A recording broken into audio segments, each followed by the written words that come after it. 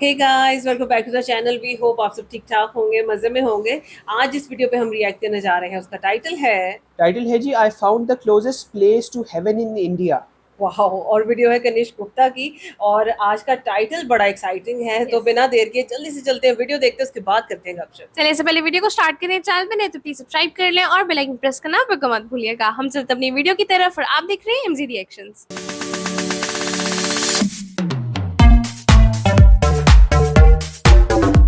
चलिए जी, वीडियो को स्टार्ट करते हैं। 3 2 1 एंड गो।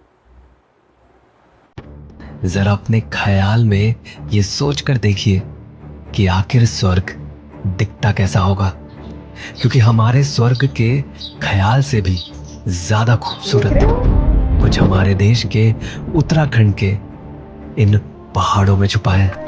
एक ऐसी जगह जहां का हर रास्ता आपको कुदरत के और करीब ले जाता है, इतना करीब कि कुमाऊं हिमालयस के इन ऊंचे पहाड़ों के ग्लेशियर्स को अपनी आंखों के सामने अनगिनत वाटरफॉल्स में बदलते देख सके। ऐसी जगह जहां इन हेवनली नजारों के लिए कई घंटों का ट्रैक नहीं, बस यहां बसे इन घरों की खिड़की से झांकने की जरूरत है। उत्तराखंड में छुपी ये खूबसूरत जगह है दारमा वैली। लेकिन इस हेवन तक जाने का रास्ता बिल्कुल भी आसान नहीं है, क्योंकि दरमा वैली इतना दूर बसी है कि यहाँ की कैपिटल देहरादून से भी 700 किलोमीटर दूर है, यानी कम से कम 2 दिन का सफर, जो आती है उत्तराखंड के इस खूबसूरत डिस्ट्रिक्ट पिथौरागढ़ में। यहाँ रास्ते खूबसूरत तो हैं, पर खतरनाक भी। सर के ऊपर चट्टानों की छत और नीचे हजारों फीट गहरी खाई। पहाड़ों को काटकर बनाया ये रास्ता सिर्फ एक लौता रोड है जो दरमा वैली को बाकी इंडिया से जोड़ता है। वहीं इन चट्टानों को देखकर ऐसा लगता है जैसे ये किसी भी वक्त नीचे आ गिरेंगी। बस पत्थर कैसे जैसे तैसे अटके हुए हैं, तो हल्के हल्के वो गिरते रहते हैं, इसलिए जल्दी जल्दी मुझे यहाँ से निकलना पड़ेगा, क्योंकि थोड़ा रिस्की रोड है ये वाला।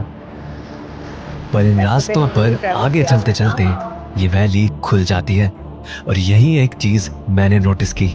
इस रास्ते पर टैक्सी की छत पर बैठ के सफर करना यहाँ के लोकल्स के लिए बिल्कुल आम बात है, तो मैंने भी सोचा क्यों ना इसे ट्राई किया जाए। तो अब मैं गाड़ी के ऊपर से ही बाकी का रास्ता कवर कर रहा हूँ, और इन लोगों का तो ये रोज का है ये ऐसे ही ट्रैवल करते हैं, ऐसे ही ट्रैवल करते हुए आप ना ऐसे ऐसे ही जाते हैं वैसे ये मज़ेदार तो है, बट रिस्की है भाई बहुत ज़्यादा। हाँ, ये रिस्की तो है, पर इन नज़ारों को देखने के लिए इससे अच्छी कोई सीट हो ही नहीं सकती। और बस कुछ ही देर में मैं दरमा वैली के सबसे खूबसूरत विलेज में पहुंच गया, जिसका नाम है दंतू। लेकिन यहाँ आते आते शाम ढल चुकी थी, इसलिए उस वक्त मुझे बिल्कुल भी एहसास नहीं था कि अगले दिन मेरे सामने कितनी खूबसूरत दुनिया खुलने वाली है। और जैसे ही सुबह हुई, वो दुनिया अब मेरी आंखों के सामने थी। सर्दी में वहां पे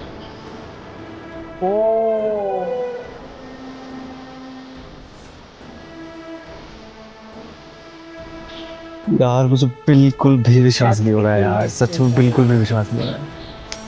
जब मैं यहाँ रात को लेट आया था और कुछ नहीं दिख रहा था, तो मुझे कोई आइडिया नहीं था कि मैं इस खूबसूरत जगह में बैठा हूँ यार। दंतू गांव से दिखता ये खूबसूरत नज़ारा है पंचाचुली का, जहाँ सिर्फ एक नहीं बल्कि एक साथ 5 खूबसूरत पीक्स दिखते हैं, वो भी इतना करीब से जैसे पूरा हिमालय आपके सामने आ खड़ा हो। अभी जिस विलेज में मैं हूँ, दंतू विलेज में, वो इतनी परफेक्ट लोकेशन पर है कि मतलब आपको इसके पास में बस 1 किलोमीटर दूर एक और विलेज बसा हुआ है ना, वहाँ से ऐसा नज़ारा दिखेगा ना, कहीं रोड से पहले ऐसा नज़ारा दिखेगा, नहीं रोड में कहीं आगे ऐसा नज़ारा दिखेगा जो यहाँ से पंचाचुली का इतना खूबसूरत नज़ारा दिखता है। पर हेवन का ये नज़ारा सिर्फ पल भर की कहानी नहीं, कुछ लोगों के लिए ये घर है, और उनमें से ही एक घर में मैं भी ठहरा हूँ। अच्छा देखो सोलर प्लेट्स वगैरह लगी हुई हैं। डोर्स और विंडोज कितनी खूबसूरत है ना।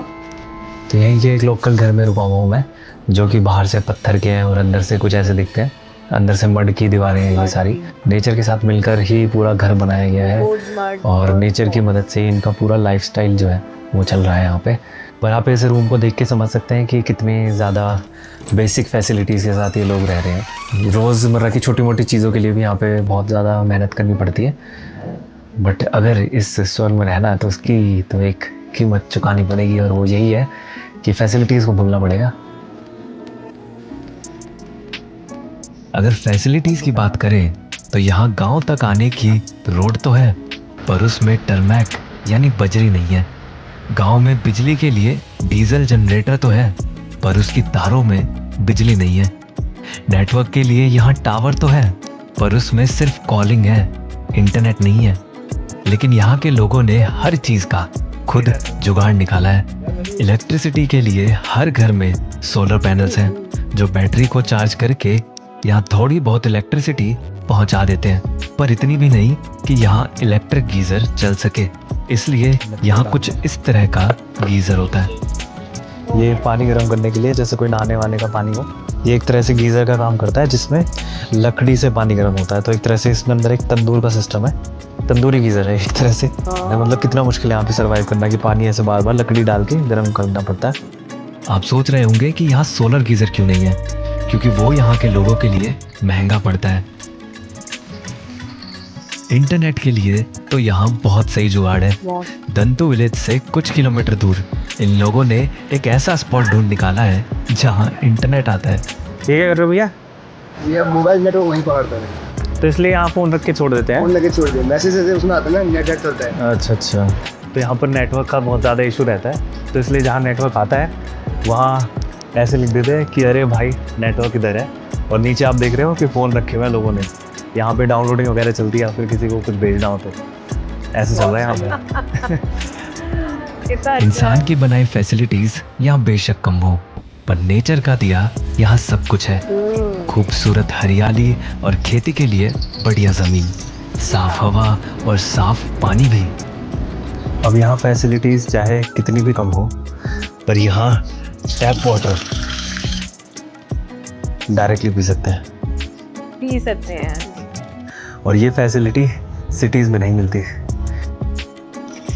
पर हम लोग तो साफ पानी के लिए वाटर प्योरीफायर, साफ हवा के लिए एयर प्योरीफायर और अच्छे टेम्परेचर के लिए एसी लगाकर उसे लग्जरी बुलाते हैं। पर असली लग्जरी ये है या वो, ये फैसला मैं आप पर छोड़ता हूँ।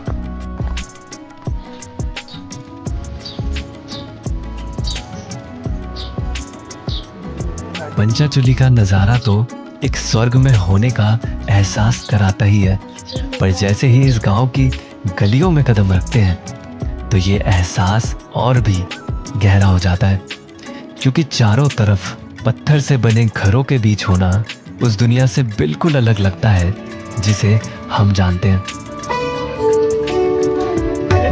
लग रहा है ना ये। लेकिन मुझे तो इस दुनिया को और जानना था, तो इसलिए यहाँ के लोगों से बात करने की कोशिश करी, तो पता चला कि कोई मुझे पहले से ही जानता है। हाँ जी नमस्ते, आपने पहचान लिया? अच्छा मिलेगा आपके वीडियोस। अच्छा है कि नहीं अच्छा, बड़े वीडियोस हैं आपके, वॉइस तो बोलते हो ना। Thank you. आप यहाँ पे कैसे वीडियो देख लेते हैं? आप तो इंटरनेट नहीं आता। यहाँ नहीं, मैं नोएडा में रहती हूँ, मैं लोकेशन में नहीं। अच्छा आप नोएडा में रहते हो, वैसे यहाँ से हो, इस गांव से हो? अच्छा अच्छा, चाय पिलाते हैं। चलो पहली बार गांव में कोई सब्सक्राइबर मिला है। अच्छा, तो यहाँ पे इस घर में रहने वाली एक दीदी ने मुझे पहचान लिया है, तो ऐसा पहली बार हुआ है कि गांव में मैं जिसमें घूमने गया हूँ वही पहचान लिया मुझे। Thank you. अच्छा आपकी वेकेशन नहीं है? ये भी नोएडा में रहती है। चाय पर काफी सारी बातें करने के बाद दीदी की पूरी फैमिली के साथ एक फोटो भी हुआ। आओ सब लोग, आओ सब लोग, आओ। अम्मी दिख रही हो? दिख रही है? यही तो वो पल हैं जो इस सफर को और भी खूबसूरत बना देते अच्छा हैं। लगा आप सबसे मिलकर, थैंक यू। नमस्ते नमस्ते। और फिर यहाँ से विदा लेकर मैं पहुंचा यहाँ के सब्जियों के खेतों में।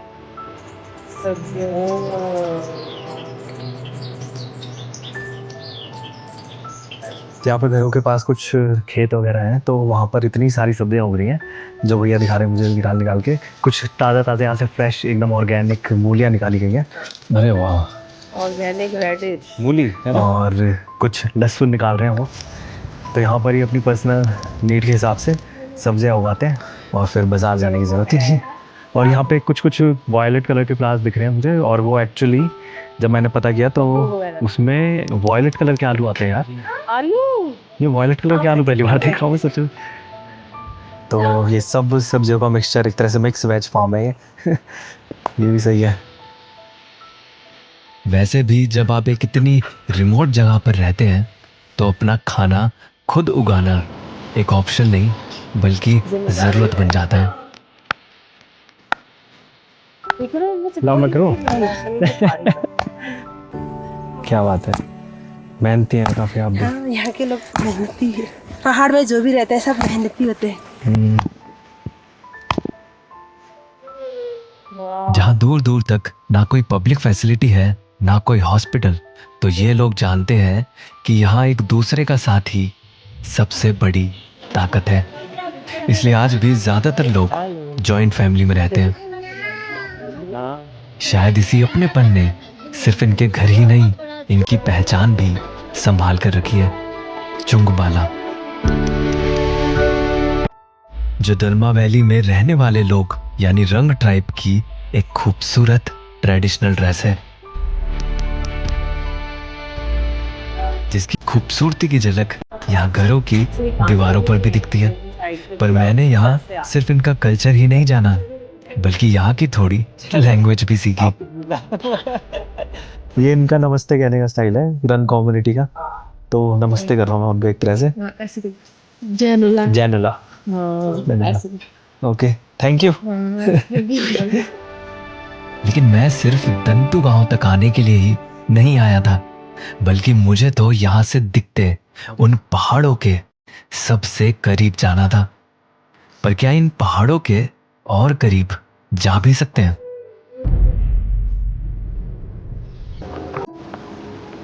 जिस दिन मैंने पंचाचुली को पहली बार देखा था, तभी फैसला कर लिया था कि एक दिन इनके सबसे करीब जाऊंगा। पर इन पहाड़ों तक जाने के लिए एक ही रास्ता है, पंचाचुली बेस कैंप ट्रैक।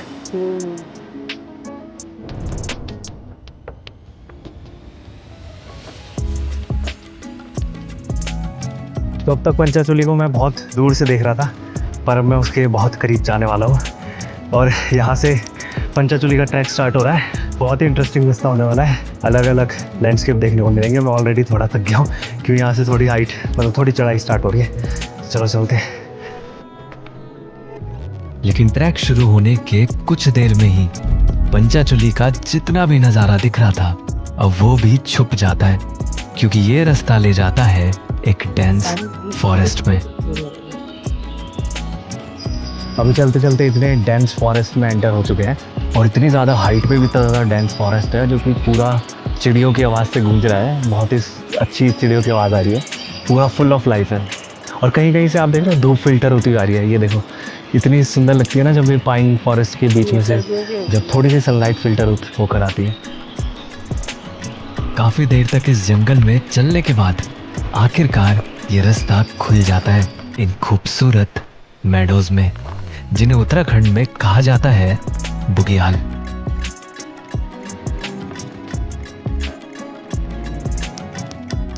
इन मेडोज की ये हरियाली सिर्फ खूबसूरत नहीं बल्कि काफी कंफर्टेबल भी है।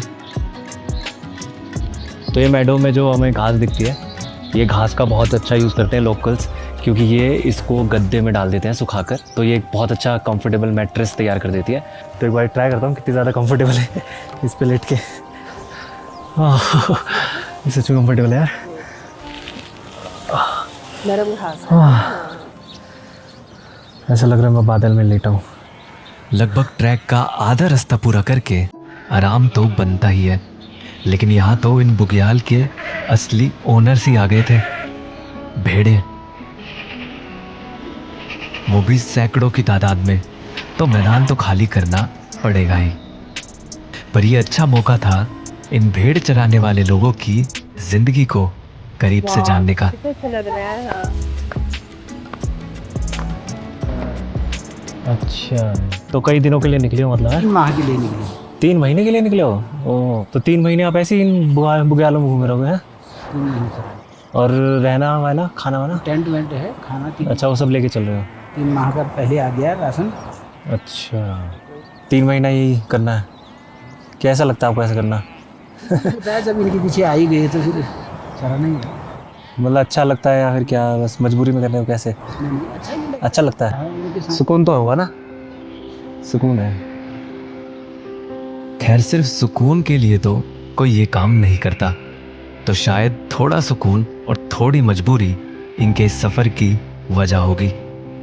लेकिन सफर पर तो अभी मैं भी निकला हुआ हूँ और हर बढ़ता कदम मुझे मंजिल के करीब ले जा रहा है। बस मेरी मंजिल अब दिखने ही लगी थी।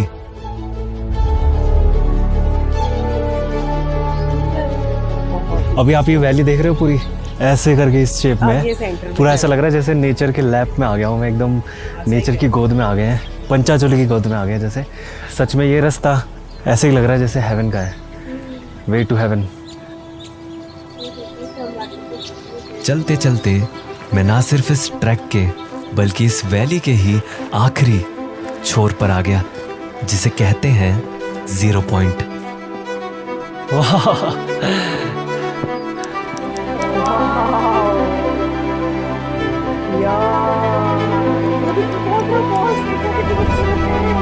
अब मैं पंचाचूली के इतना करीब आ चुका था कि जो दिखा उसकी तो मुझे उम्मीद ही नहीं थी।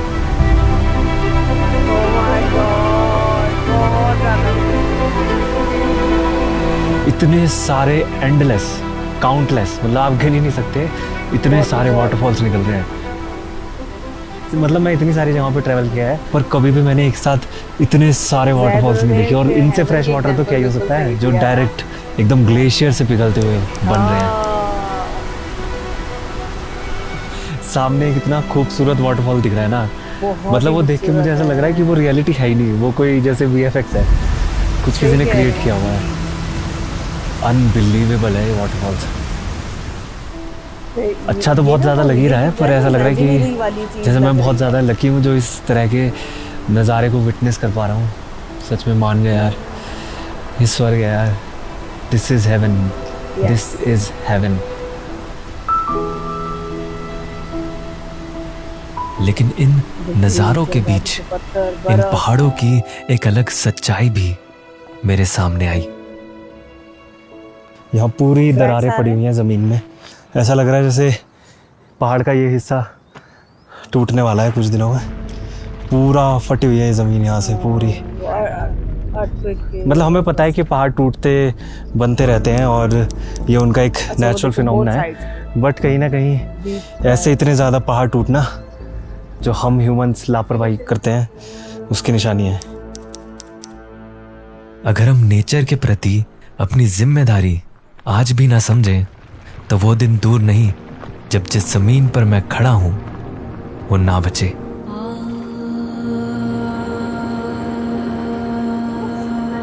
ये पहाड़ हैं तो हम हैं, अगर ये नहीं तो हम भी नहीं।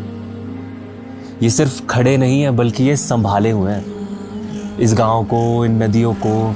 आपके घर में जो पानी आता है, आप जो खाते हैं, हमारी हर चीज़ जुड़ी हुई है इनसे। तो इसलिए आपसे हाथ जोड़कर रिक्वेस्ट कर रहा हूँ कि अगर आप यहाँ आएँ तो यहाँ गंदगी ना फैलाएं। इन जगहों का ध्यान रखना सिर्फ ज़रूरी नहीं बल्कि जिम्मेदारी है हमारी, हम सबकी। और अगर आप यहाँ आएँ तो अपनी जिम्मेदारी निभाएं।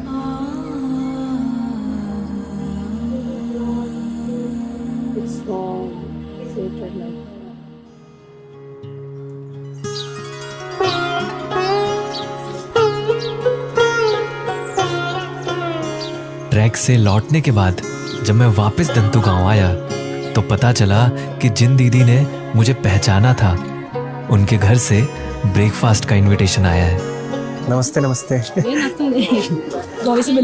हाँ पुष्पा जी। हाँ अच्छा अच्छा, थैंक यू।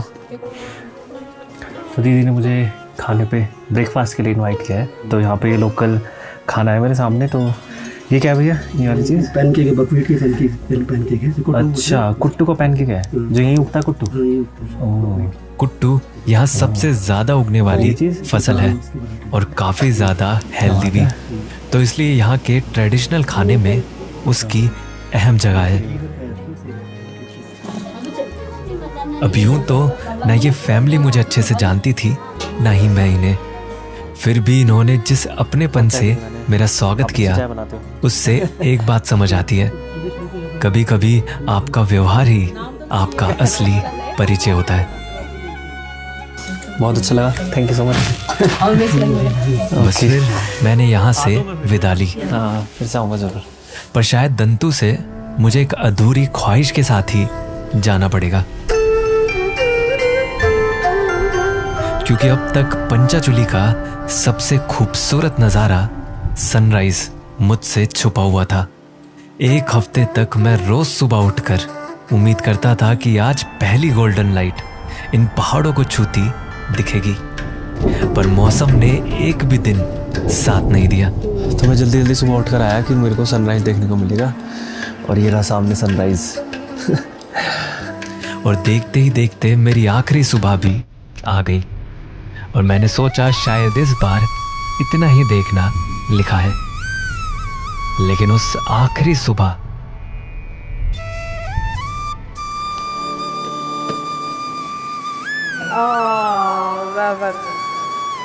आप लोग ने कितना हैप्पी वेट किया था ना। वाह, मतलब इस नज़ारे ने, पंचाचुली ने मुझे ये सोचने पर मजबूर कर दिया है कि मैंने इससे खूबसूरत पहले कभी कुछ देखा है। पर ये सनराइज देखना इसलिए इतना ज़्यादा इम्पोर्टेंट था, इतना स्पेशल था, क्योंकि ये जो पंचाचुली की 5 पीक्स हैं ये सारी पूरी गोल्डन हो जाती हैं सनराइज के टाइम पर, और इसी वजह से ये लगती हैं एक चूल्हे की तरह, यानी एक स्टोव की तरह, और इसीलिए इसका नाम रखा गया है 5 चूल्हे पंचाचुली।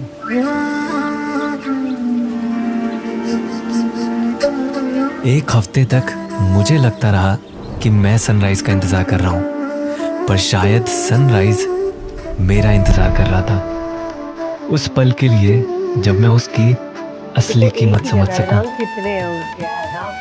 बहुत खूबसूरत जगह है, बहुत प्यारी। शायद जिंदगी भी हर ख्वाहिश उस वक्त पूरी नहीं करती जब हम चाहते हैं, वो तब पूरी करती है जब हम उसकी कीमत समझने लगते हैं।